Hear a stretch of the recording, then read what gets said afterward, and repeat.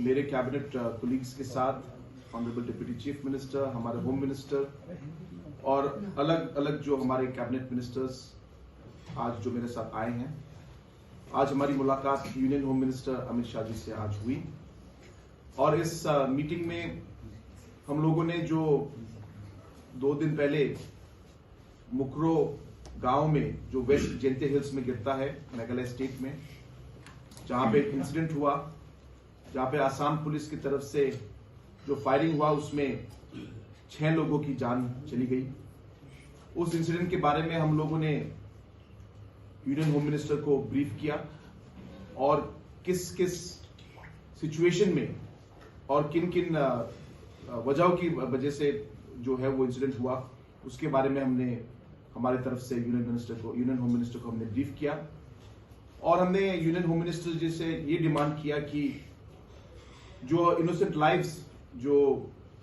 जान गए हैं, जो लाइव्स गए हैं, उनमें जस्टिस हमें मिलना चाहिए और एक सेंट्रल एजेंसी से इंक्वायरी होनी चाहिए ताकि सच्चाई निकले और जो लोग इसके लिए रिस्पॉन्सिबल हैं उन लोगों के अगेंस्ट में necessary action as per law होना चाहिए। मैं होम मिनिस्टर जी का धन्यवाद करना चाहता हूं कि उन्होंने हमारा ये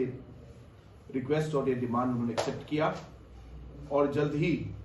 एक सेंट्रल एजेंसी की तरफ से इंक्वायरी सेटअप भारत सरकार की तरफ से सेटअप होगा। उसके अलावा भी हमने भारत सरकार से ये रिक्वेस्ट किया कि ये जो सिचुएशन दोनों स्टेटों के बीच में बहुत सालों से चल रहा है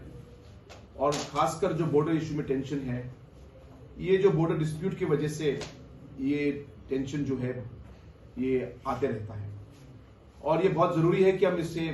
रिजॉल्व करें। और इसके लिए पिछले कुछ सालों में और महीनों में हम लोगों ने बहुत कोशिश की कि हम लोग इसको रिजॉल्व कर पाए और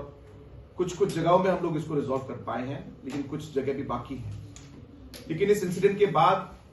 जो जिस तरीके का जो इसमें इफेक्ट हुआ है, जैसे हमारे जो इनोसेंट लाइव्स जो लॉस हुए हैं, इसकी वजह से एक ट्रस्ट डेफिसिट की तरह एक सिचुएशन आया है। तो इसमें हमारा रिक्वेस्ट ये था भारत सरकार से कि उनका यहाँ पे एक इंटरवेंशन हो ताकि हम लोग इन बातचीत को और इस ट्रस्ट को हम लोग बढ़ा पाए और इस सिचुएशन का हम लोग एक सोल्यूशन जल्द ही इस पे निकाल पाए। भारत सरकार का अगर यहाँ पे वो इंटरवेंशन रहेगा, सपोर्ट रहेगा, मुझे विश्वास है कि हम लोग इसको इन बातचीत को हम लोग आगे बढ़ा पाएंगे। इसके अलावा हमारा ये भी रिक्वेस्ट था कि जो बॉर्डर में हमारे जो लोग रहते हैं, यहाँ पे काफी जगहों में टेंशन होते रहता है, तो इसके लिए अगर भारत सरकार की तरफ से एक इनिशिएटिव लिया जाए जहां पे दोनों स्टेटों के एडमिनिस्ट्रेशंस और गवर्नमेंट्स को बुलाकर कुछ कुछ जो स्टेप्स हम लोग ले पाए ताकि वहां पे शांति रहे और उन एरियाज में आगे फिर से ऐसे हादसे न हो और ऐसे इनोसेंट लाइव्स लॉस न हो, इसको सोचते हुए अगर भारत सरकार दोनों स्टेटों के साथ बात करके कुछ सिस्टम अगर बना पाए और कुछ स्टेप्स ले पाए, तो मुझे विश्वास है कि हम लोग आगे आने वाले समय में ऐसे अनफॉर्चुनेट इंसिडेंट्स को हम लोग अवॉइड कर पाएंगे। तो हमारा ये रिक्वेस्ट था भारत सरकार से कि ये अगर स्टेप लिया जाए तो दोनों स्टेटों के लिए और हमारे लोगों के लिए भलाई होगी। इसके अलावा भी अलग अलग हम लोग ने पॉइंट्स जो स्टेट के लिए, जैसे कि अभी जो एसेंशियल कमोडिटीज हैं उसमें सप्लाई में भी कुछ प्रॉब्लम्स अभी आ रहे हैं, तो हमारी ये रिक्वेस्ट थी भारत सरकार से कि एसेंशियल कमोडिटीज का सप्लाई इफेक्ट नहीं होना चाहिए और जो सारे एसेंशियल कमोडिटीज हमारे लोगों को चाहिए वो हमें मिलने चाहिए और इसके लिए जो भी सपोर्ट चाहिए भारत सरकार से और बाकी स्टेटों से, उसके लिए भी हम लोगों ने भारत सरकार को किया।